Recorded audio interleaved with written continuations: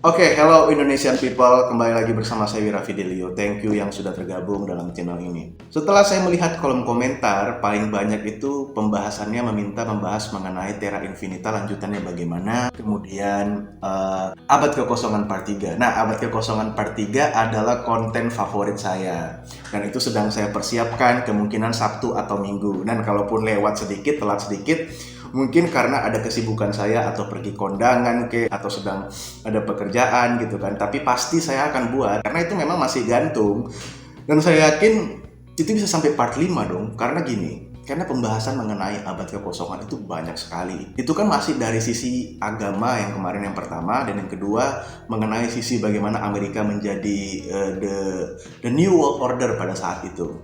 Dan kita membahas saat ini dari sisi bagaimana tiba-tiba kalender itu berubah dari Gregorian menuju ke Masehi dan lain sebagainya. Oke, untuk Terra Infinita sendiri, gue akan jelaskan secara singkat. Ini no edit, gue lagi nggak bisa ngedit-ngedit karena ada kerjaan yang memang harus gue kerjakan.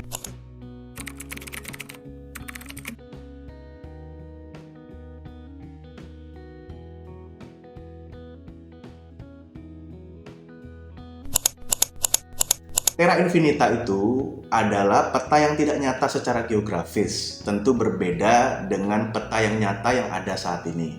Banyak orang yang beranggapan bahwa Terra Infinita itu benar secara teori dan lain sebagainya. Di video sebelumnya, saya sudah mengatakan bahwa Claudio Nocelli ini adalah seorang kaum materialis saintifik. Materialis saintifik adalah orang yang menciptakan teori, kemudian membentuk personal branding dari teori tersebut menggunakan sosial media ataupun media. Tujuannya adalah jualan buku, orientasinya bisnis agar bukunya laku terjual, kira-kira seperti itu. Nah, apakah Terra Infinita itu benar atau tidak? Terra Infinita itu simpelnya adalah sebuah teori bumi datar.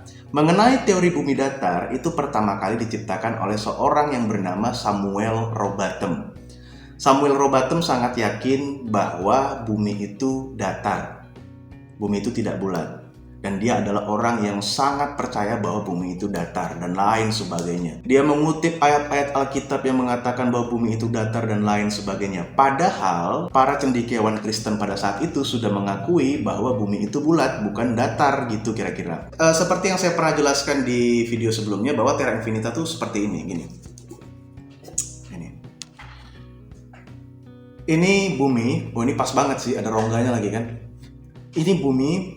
Ibaratkan ini bumi, dia berbentuk lingkaran tapi datar, di tengahnya ada rongga, kemudian bumi itu dikelilingi tembok es, di balik tembok es itu adalah dunia paralel. Yang dia disebut dengan Claudio Nocelli adalah Asgardian, Midgardian, Nidavellia, Alfheim, dan lain sebagainya. Nah, konsep seperti itu adalah konsep dari mitologi Yunani kuno yang sudah ditinggalkan oleh orang Yunani sendiri. Sudah sejak lama, kepercayaan Yunani kuno itu ditinggalkan oleh mereka sendiri.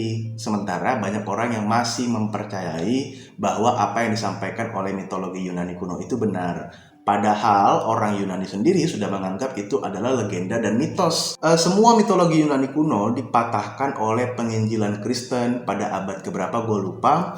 Tetapi pada saat itu, penginjil Kristen datang ke Yunani, mempengaruhi Eropa, dan mematahkan konsep-konsep kedewaan mitologi Yunani kuno. Sehingga saat ini negara Yunani memeluk agama mayoritas Kristen Ortodoks karena penginjilan Kristen mematahkan semua mengenai konsep dewa-dewa mitologi Yunani kuno. Kira-kira seperti itu. Nah, mengenai teori bumi datar, itu pertama kali diciptakan oleh seorang yang bernama Samuel Rowbotham, seorang teolog dan juga seorang okultis yang mempercayai hal-hal mistik. Dia mengutip kutipan-kutipan ayat Alkitab yang pada saat itu otoritas gereja atau otoritas Katolik sudah mengakui bahwa bumi itu bulat, tetapi dia tetap percaya bahwa bumi itu datar. Akhirnya Samuel Rowbotham ini membuat sayembara menantang banyak orang untuk membuktikan bahwa bumi itu bulat. Dan ternyata tantangan Samuel Rowbotham itu dijawab oleh seorang yang bernama Alfred Wallace. Dan Alfred Wallace mempermalukan Samuel Rowbotham dengan teorinya sendiri di depan matanya di dalam sebuah peristiwa yang disebut dengan Bedford Level Experiment. Nah, pada saat itu Samuel Rowbotham tercengang dan tidak bisa lagi berkata apa-apa karena teori bumi datar itu sudah dipatahkan langsung di depan matanya oleh seseorang yang bernama Alfred Wallace. Jadi teori bumi datar itu sudah selesai, sudah lama sekali selesai dan kenapa baru sekarang diungkit lagi, kira-kira seperti itu. Nah, dari pandangan agama, baik itu agama Islam, kemudian agama Kristen, agama Katolik, agama Hindu, dan lain sebagainya, beberapa pemuka agama, baik itu ulama, otoritas gereja Kristen, Katolik, dan lain sebagainya, sudah meyakini bahwa bumi itu bulat. Bukan hanya berdasarkan tafsir Quran atau tafsir Alkitab, tafsir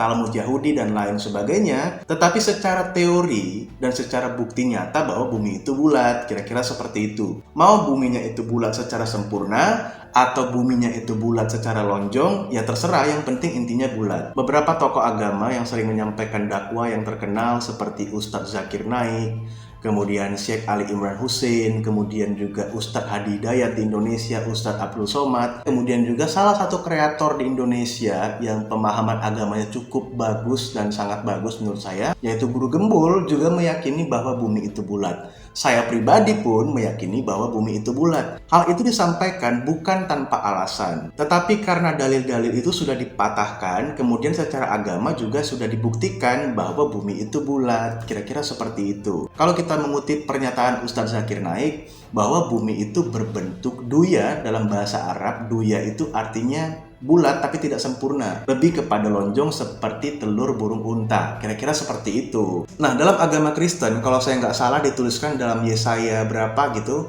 bumi itu berbentuk lingkaran karena Tuhan bertahta di atas lingkaran bumi. Gua lupa ayatnya, tapi yang pasti di Yesaya 42 kalau gua nggak salah. Kalau di Hindu, saya mengutip Surya Siddhanta 12 ayat 32 atau Surya Siddhanta 32 ayat 12, gua lupa. Di situ dia katakan bahwa ada pernyataan bahwa bumi itu bulat. Coba cek aja sendiri, saya lupa. Tapi kira-kira seperti itu di Surya Siddhanta 12 ayat 32 atau Surya Siddhanta 32 ayat 12, gua lupa.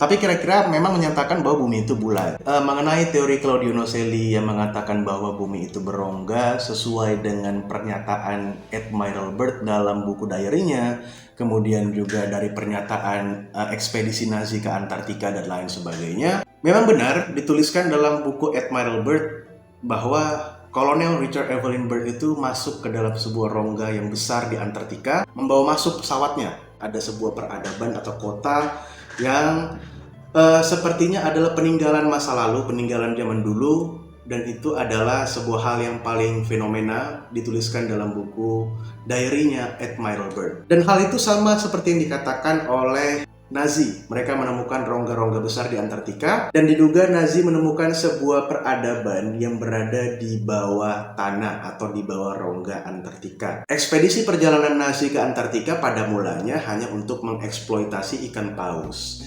Nah, mengeksploitasi ikan paus itu untuk apa? Tujuannya untuk memenuhi kebutuhan pangan mereka, karena ikan paus itu kan lemaknya bisa digunakan sebagai margarin.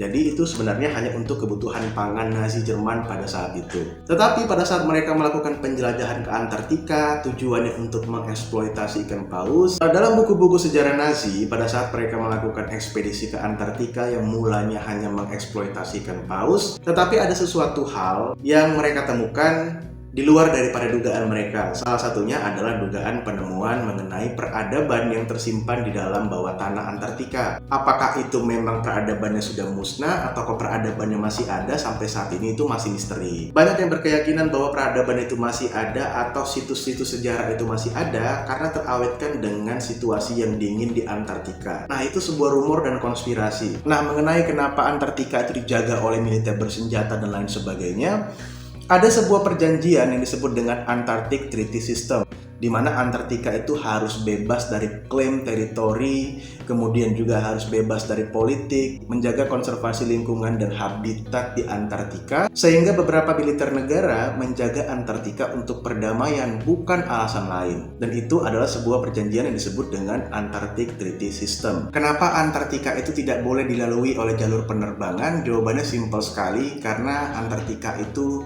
memiliki medan magnet yang sangat luar biasa kuat, sehingga itu menjadi momok menakutkan bagi para pilot, dan sudah terjadi berkali-kali kecelakaan penerbangan yang diakibatkan oleh kekuatan medan magnet yang ada di Antartika.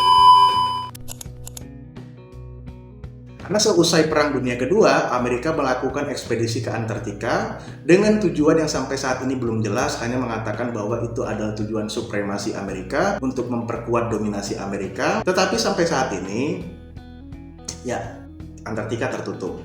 Kira-kira seperti itu. Kenapa saya mengatakan masih menyimpan sedikit kemungkinan, bukan banyak kemungkinan?